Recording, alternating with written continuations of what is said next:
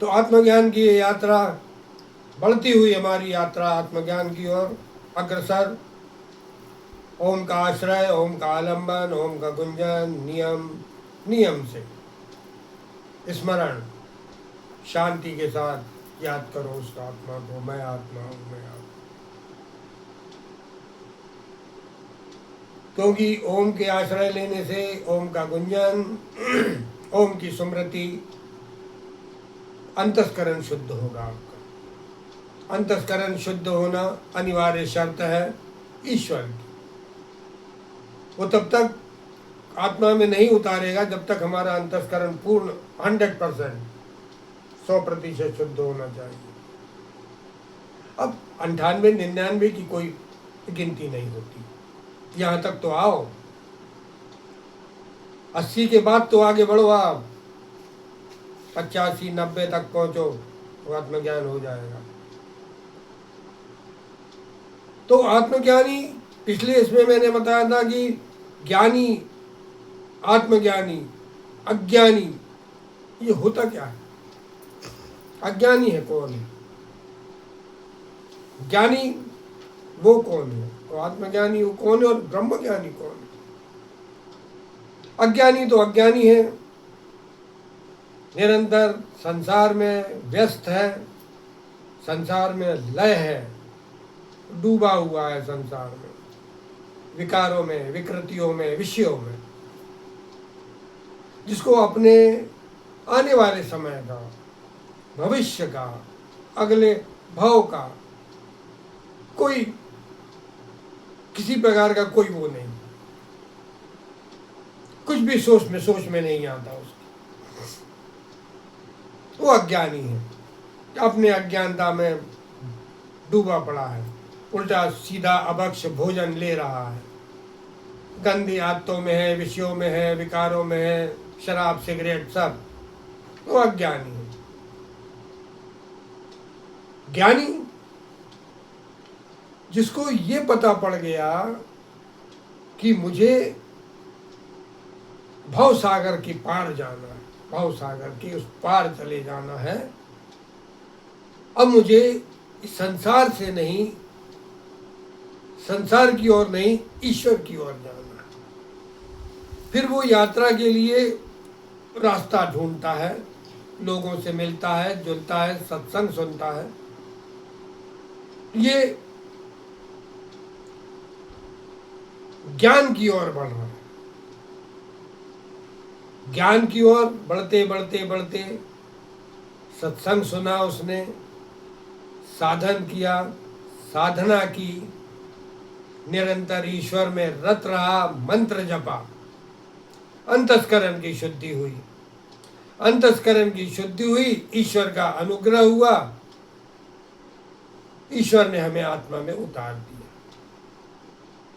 मतलब अज्ञानी से अब अज्ञानी छोड़ के इस तरफ बढ़ गए हम, आत्मज्ञान की तरफ। अज्ञान वाला हिस्सा पीछे छूट गया, आत्मज्ञान वाला हिस्सा अब आगे शुरू हो गया। अब आत्मज्ञान के रास्ते में वो बढ़ते बढ़ते जब अंतस्करण शुद्ध होगा या हो गया, तब वो उसको आत्मा का अनुभव हो गया। अब ये आत्मज्ञानी हो गया। अब आत्मज्ञानी के बाद, आत्मज्ञानी जो एक बार हो जाता है, उसको सब कुछ आत्मा दिखता है, सबको आत्मा देखता है, सब, हर कुछ उसको आत्ममय नजर आता है। वो आत्मज्ञानी है। कुछ भी हो, पत्थर भी है, अगर पत्थर भी है तो पत्थर भी उसको आत्मा दिखेगा। वृक्ष, पशु, पक्षी, सामान, घर में रखा हुआ सामान, लोहे का लंगड़, लोहे लंगड़ का सामान, सब उसको आत्मा दिखेगा, क्योंकि वो आत्ममय हो गया है, आत्मा ज्ञानी हो गया है, आत्मा का अनुभव हो गया है। अब आत्मज्ञानी के लिए अब दूसरा उपाय नहीं है, उसकी साधना, यही साधना रहेगी उसकी, कि उसको सब कुछ आत्ममय देखना है, सब कुछ आत्ममय देखना है। कुछ भी उसको बिना आत्मा का नहीं देखना चाहिए।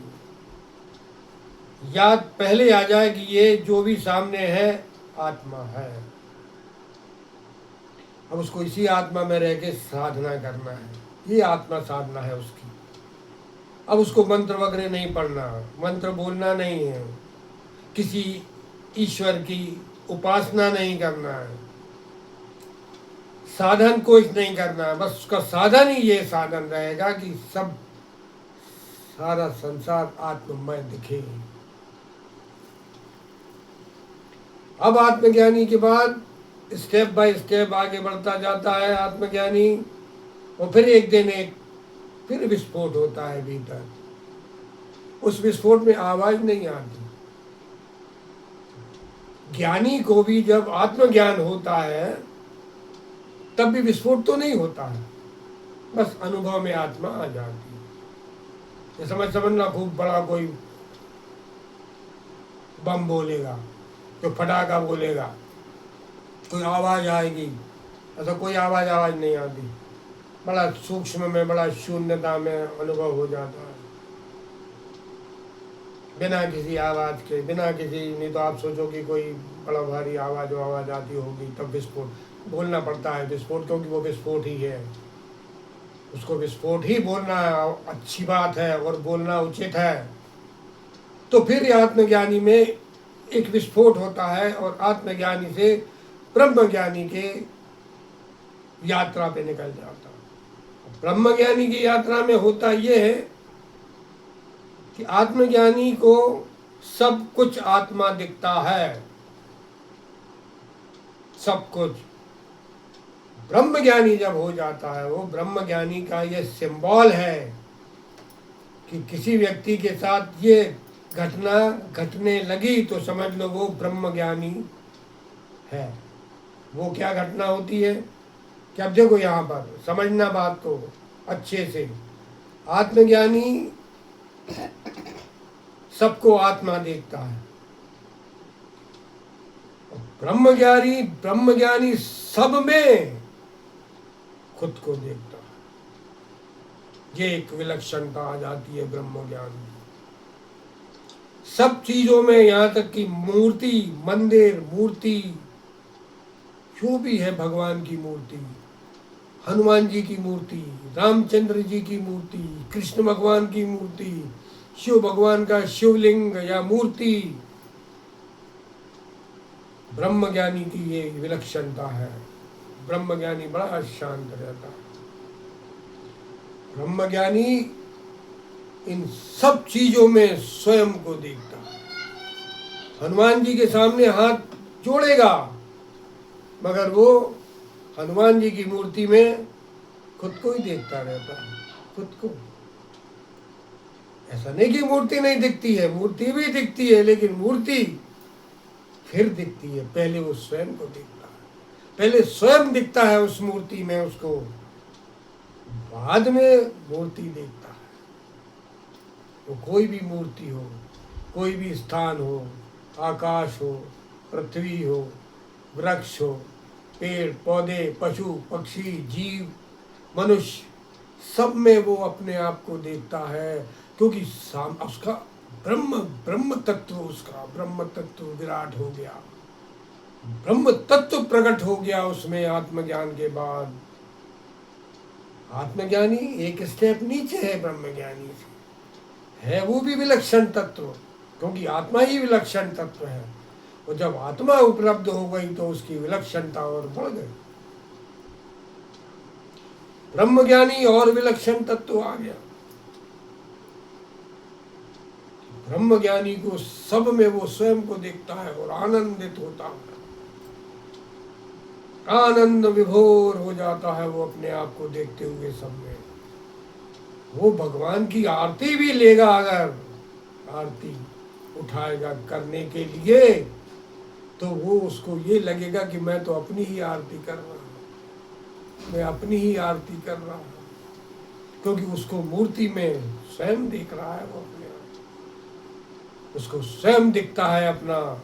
ये है स्वयं से स्वयं तक की यात्रा, ये होती है आत्मज्ञान की यात्रा। ज्ञानी, आत्मज्ञानी, ब्रह्म ज्ञानी, ये 3 स्टेप मुख्य होते हैं। अज्ञानी तो लगभग सभी लोग हैं, इसलिए अज्ञानियों की कोई गिनती नहीं, लेकिन फिर भी बता दिया आप लोगों को कि अज्ञानी ऐसा होता है। यहाँ तो सिर्फ ज्ञानी, आत्मज्ञानी, ब्रह्म ज्ञानी। ब्रह्म ज्ञानी परम विलक्षण तत्व होता है, वो सब चीज़ों में अपने आप को देखता है, उसको आकाश में भी वो स्वयं देखता है अपने आप। आकाश भी दिख रहा है मगर वो आकाश में स्वयं को देख रहा है। ये बड़ा विलक्षण तत्व है ब्रह्म ज्ञानी का। ये ब्रह्म ज्ञानी आप भी हो, आत्मज्ञानी तो हो ही, ब्रह्म ज्ञानी भी आप हो, मगर आत्मा का अनुभव ना होने के कारण आत्मा का ज्ञान नहीं हो पा रहा। वो आत्मज्ञान की फिर यात्रा तो कर बढ़ती है, बढ़ती चली जाती है। जिसको आत्मज्ञान हो जाता है तो उसकी साधना ही यही रह जाती है कि बस सबको आत्ममय देखो, सबको शुद्ध आत्मा देखो, किसी के साथ बैर मत करो, शत्रुता मत करो, सब मित्र हैं, सब आत्मा है, सब परमात्मा है, सब परमात्मा के अंश है, ईश्वर अंश, जीव अविनाशी, सबको वो यही जानता है कि ये परम ब्रह्म के अंश है। इसलिए वो सबके साथ बड़ा सौहार्दपूर्ण व्यवहार करता है।